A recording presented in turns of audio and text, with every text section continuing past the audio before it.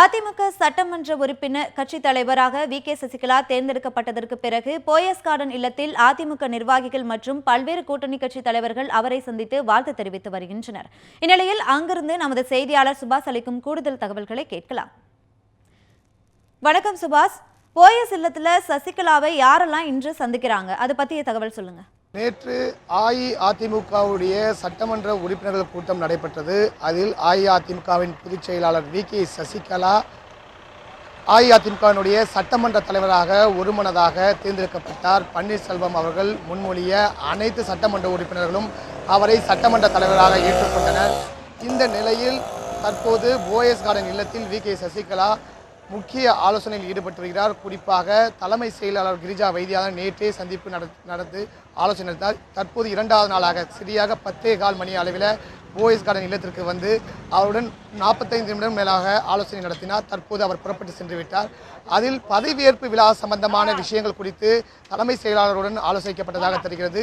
இன்று பல்வேறு துறைகளை சார்ந்த அதிகாரிகள் செயலாளர்கள் வந்து வி.கே. சசிகலாவை மரியாதை நிமித்தமாக சந்திப்பார்கள் என்று எதிர்பார்க்கப்படுகிறது. அதே போன்று காவல்துறை அதிகாரிகள் மரியாதை நிமித்தமாக சந்திப்பார்கள் என்று கூறப்படுகிறது.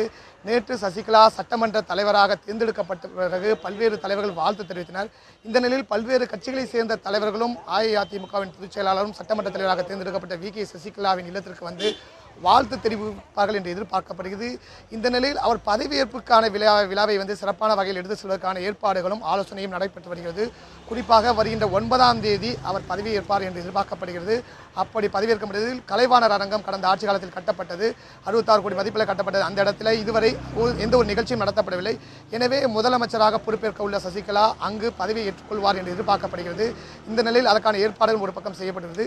இந்த நிலையில் வி.கே. சசிகலாவினுடைய பொதுச்செயலாளர் சசிகலாவை செங்கோட்டையன் அவர்கள், அதாவது அதிமுகவினுடைய அமைப்பு செயலாளர் செங்கோட்டையன் அவர்கள் சந்தித்து ஆலோசனை நடத்தி வருகிறார். அவருடன் போக்குவரத்துறை அமைச்சராக எம்.ஆர். விஜயபாஸ்கரும் ஆலோசனை நடத்தி வருகிறார். அமைச்சரவையில் சில மாற்றங்கள் கொண்டு வரப்படும் என்று எதிர்பார்க்கப்படுகிறது. இந்த தற்போது அமைச்சரவையில் புதிதாக அமைச்சர்கள் சேர்க்கப்படலாம் என்று எதிர்பார்க்கப்படுகிறது. அந்த வகையில் செங்கோட்டையனுக்கு வாய்ப்பு இருக்கலாம் என்று கூறப்படுகிறது. ஸ்ரீவித்யா, வி.கே. சசிகலா முதலமைச்சராக பதவியேற்க உள்ளாங்க. அதுக்கான சிறப்பு ஏற்பாடுகள் ஏதேனும் செய்யப்பட்டிருக்கா, அதை பத்தி சொல்லுங்க சுபாஷ். அவங்க பதவியேற்பதற்காக பல்வேறு ஏற்பாடுகளும் செய்யப்பட்டு வருகிறது. குறிப்பாக நான் ஏற்கனவே குறிப்பிட்டதுபடி கலைவாணர் அரங்கத்திலே முதலமைச்சராக பொறுப்பேற்பதற்கான விஷயங்களும் செய்யப்படலாம் என்று ஒரு தகவல் வெளியாகியுள்ளது. ஆனால் அவை உறுதி செய்யப்படவில்லை.